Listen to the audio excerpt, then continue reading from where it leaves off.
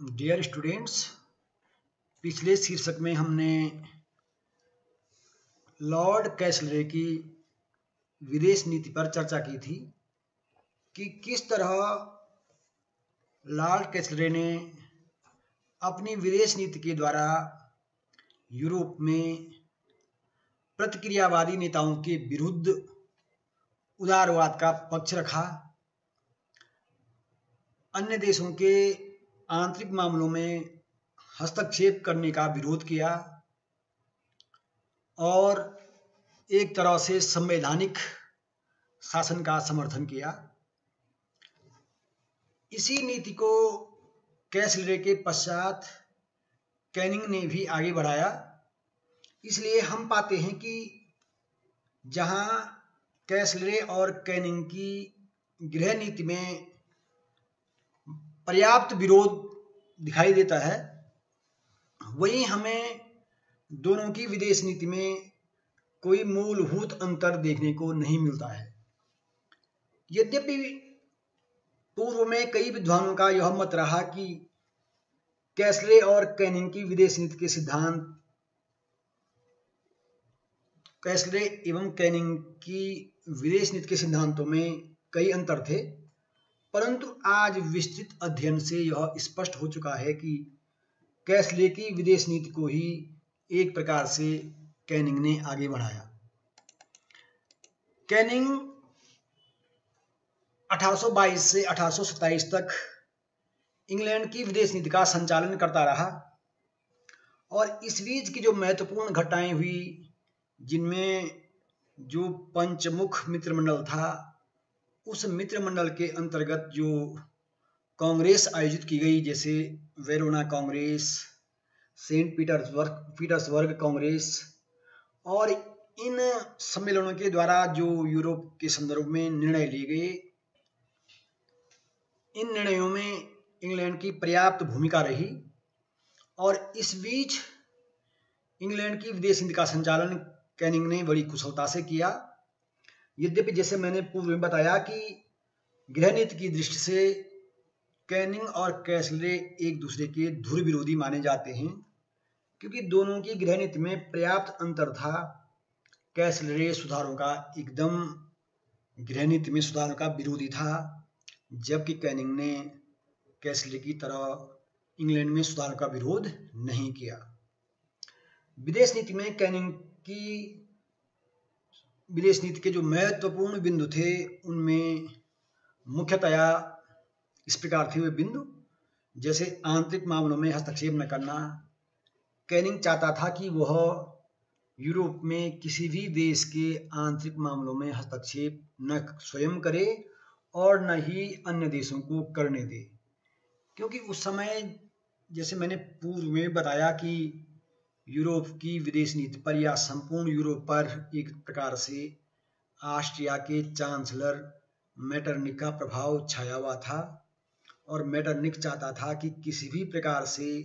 Europe में उदारवाद का, संवैधानिक सुधारों का, प्रजातांत्रिक सुधारों का विरोध किया जाए और जहां भी विद्रोह हों, अन्य देश उन विद्रोहों का दमन करने में उस देश की सहायता करें। इसलिए मेटरनिक अन्य देशों के आंतरिक मामलों में हस्तक्षेप करने का पक्षधर था। वहीं कैनिंग इस नीति का विरोधी था कि किसी भी देश के आंतरिक मामलों में हस्तक्षेप किया जाए। कैनिंग नहीं चाहता था कि किसी भी अन्य देश के आंतरिक मामलों में दूसरे देश हस्तक्षेप करें। कैनिंग की विदेश नीति का दूसरा महत्वपूर्ण पक्ष था कि वह तत्कालीन यूरोप में राष्ट्रीयता के आधार पर नए राज्यों के निर्माण का पक्षधर था, क्योंकि आपको ज्ञात होगा कि 1815 से लेकर 1848 तक यूरोप में तमाम राज्यों में, तमाम क्षेत्रों में क्रांतियां हुई, जन विद्रोह हुए और इन विद्रोहों के द्वारा जनता ने अपनी अलग पहचान और अलग राज्य के निर्माण का पक्ष रखा, जिनमें बेल्जियम का स्वतंत्रता संग्राम, यूनान का स्वतंत्रता संग्राम ये प्रमुख रहे। तो इस तरह कैनिंग जो है राष्ट्रीयता के आधार पर नए राज्यों के पक्ष में था और इसीलिए उसने बाद में यूनान की स्वायत्तता स्वीकार की, बेल्जियम की स्वतंत्रता स्वीकार की, और इस तरह उसने राष्ट्रीयता के आधार पर नए राज्यों के निर्माण का पक्ष लिया। जहां मैंने बताया कि मेटरनिख ने सुधारों का विरोधी था, संवैधानिक सुधारों का विरोधी था, क्रांति का विरोधी था, वहीं कैनिंग संवैधानिक सुधारों का पक्षधर था और संवैधानिक शासन समर्थित राज्यों का भी समर्थक था। कैनिंग चाहता था कि यूरोप में संवैधानिक शासन हो, एक संविधान के अनुसार प्रत्येक राज्य अपने राज्य में शासन करे, न कि निरंकुश शासन करे। चौथा जो महत्वपूर्ण बिंदु है कि कैनिंग यूरोप में प्रतिक्रियावादी नीति का धुर विरोधी था। जैसे मैंने बताया कि उस समय मेटरनिख चाहता था कि किसी भी देश में यूरोप में संवैधानिक सुधारों का, जनता द्वारा सुधारों की मांग का, उदारवाद का, क्रांति का दमन किया जाए, परंतु कैनिंग इस नीति का विरोधी था। वह नहीं चाहता था कि प्रतिक्रियावादी नीति का समर्थन किया जाए। कैनिंग के समय जो महत्वपूर्ण घटनाएं यूरोप के संदर्भ में हुई, या जो महत्वपूर्ण घटनाक्रम कैनिंग की विदेश नीति के दौरान हुआ, उनमें पहला महत्वपूर्ण बिंदु है वेरोना कांग्रेस। वेरोना कांग्रेस का जो आयोजन हुआ 1822 में हुआ, और जैसे मैंने पूर्व में बताया था कि इसी दौरान जो है कैसले की मृत्यु हो गई थी। इसलिए कैसले के स्थान पर जब कैनिंग विदेश मंत्री बने तो उन्होंने अपने प्रतिनिधि के तौर पर ड्यूक ऑफ वेलिंगटन को वेरोना कांग्रेस में भेजा। ड्यूक ऑफ वेलिंगटन ने एक प्रकार से कैनिंग के पक्ष का जोरदार समर्थन किया और जोरदार ढंग से कैनिंग के पक्ष को वेरोना कांग्रेस में रखा। कैनिंग ने स्पष्ट किया कि इंग्लैंड किसी भी देश के, किसी भी राष्ट्र के आंतरिक मामलों में हस्तक्षेप को तैयार नहीं है। इसलिए जो ऑस्ट्रिया, पर्सा या रूस दूसरे देशों के आंतरिक मामलों में हस्तक्षेप करना चाहते थे, एक प्रकार से कैनिंग ने इसका पुरजोर विरोध किया, और इसका परिणाम भी इसका एक सार्थक परिणाम भी हुआ कि कैनिंग के विरोध के कारण, या हम कहें ड्यूक ऑफ वेलिंगटन के विरोध के कारण, स्पेन के जो उपनिवेश थे दक्षिण अमेरिका में, उनके विद्रोह का दमन नहीं हो सका। यद्यपि इसके पीछे एक अन्य राजनीतिक पहलू भी हैं कि इंग्लैंड नहीं चाहता था कि जो दक्षिणी अमेरिका में स्पेन के उपनिवेश हैं उनके विद्रोह का दमन हो, क्योंकि इसका विरोध करने का एक बड़ा कारण यह भी था कि इंग्लैंड के उन उपनिवेशों से व्यापारिक संबंध थे। इसलिए भी इंग्लैंड दक्षिण अमेरिका में स्पेन के उपनिवेशों के विद्रोह को दमन करने का विरोध कर रहा था। यही जो दूसरा महत्वपूर्ण बिंदु है कि स्पेन और उसके अमेरिकी उपनिवेशों के विद्रोह के प्रति कैनिंग की नीति क्या थी। क्योंकि स्पेन के विद्रोह का दमन तो हो गया, स्पेन में जो आंतरिक विद्रोह हुआ वहां के राजा के प्रति ऑस्ट्रिया और फ्रांस की सहायता से उस विद्रोह का दमन कर दिया गया, परंतु स्पेन के उपनिवेशों में जो विद्रोह स्पेन के विरुद्ध हो रहा था, उन विद्रोहों के दमन के लिए स्पेन चाहता था कि यूरोप के देश जैसे फ्रांस, ऑस्ट्रिया, पर्सा उसकी सहायता करें, और ये देश उसकी सहायता करना भी चाहते थे, परंतु इंग्लैंड ने इसका जोरदार विरोध किया। जैसे मैंने बताया कि इंग्लैंड नहीं चाहता था कि दक्षिण अमेरिका में स्पेन के उपनिवेशों के विद्रोह का दमन हो, क्योंकि इससे इंग्लैंड के व्यापारिक हितों को क्षति पहुंच सकती थी। इसीलिए इंग्लैंड ने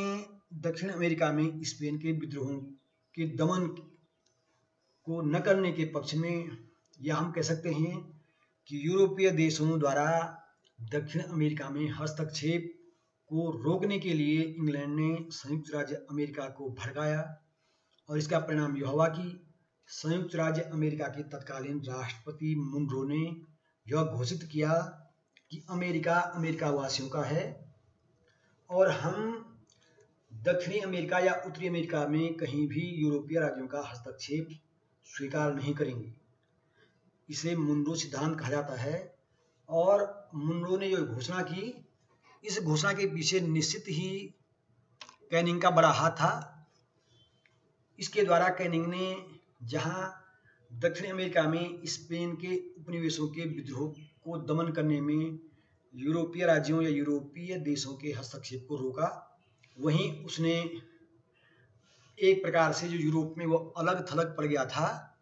तो संयुक्त राज्य अमेरिका को अपने पक्ष में करके उसने एक संतुलन भी स्थापित किया। इसीलिए कैनिंग ने यह कहा कि मैंने पुरानी दुनिया की क्षति को पूरा करने के लिए नई दुनिया का अस्तित्व स्थापित किया है, अर्थात संयुक्त राज्य अमेरिका को अपने पक्ष में कर लिया है। उस समय जो नेपोलियन बोनापार्ट था, जब नेपोलियन बोनापार्ट फ्रांस का सम्राट था 1815 तक, तो नेपोलियन बोनापार्ट ने पुर्तगाल में अपने भाई को या अपने रिश्तेदार को वहां का शासक बना लिया था। परंतु जब नेपोलियन का पतन हुआ तो वियना कांग्रेस ने पुनः जो है पुर्तगाल में वही पुराने राजवंश की स्थापना की। परंतु इस पुराने राजवंश की स्थापना के समय पुर्तगाल में जो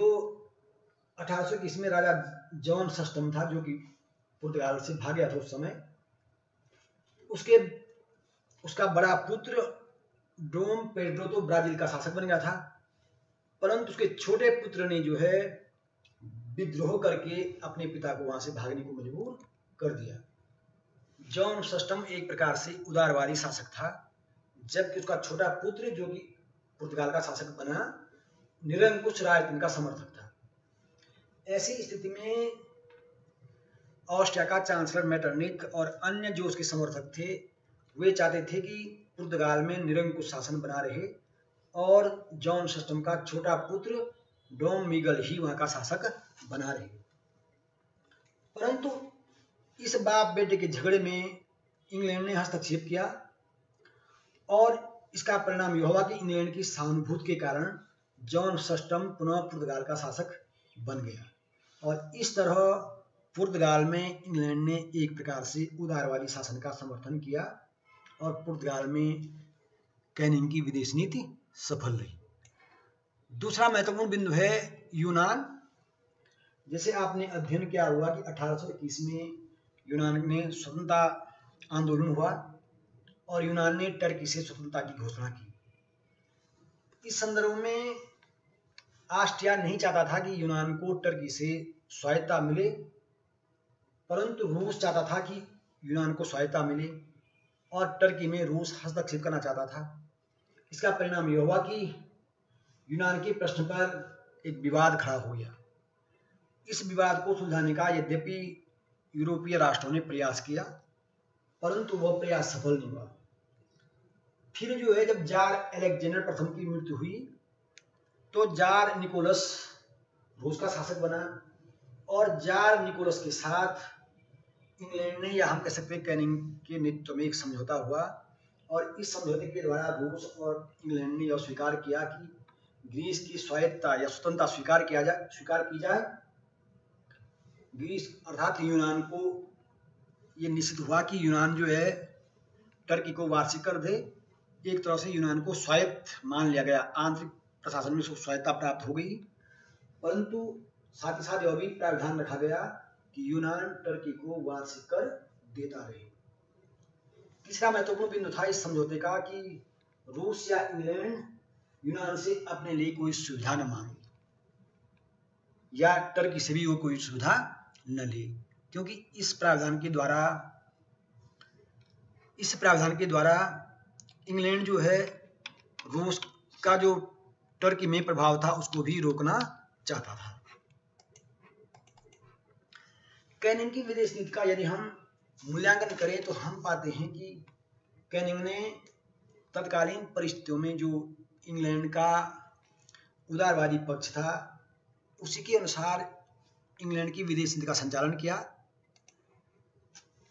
अपने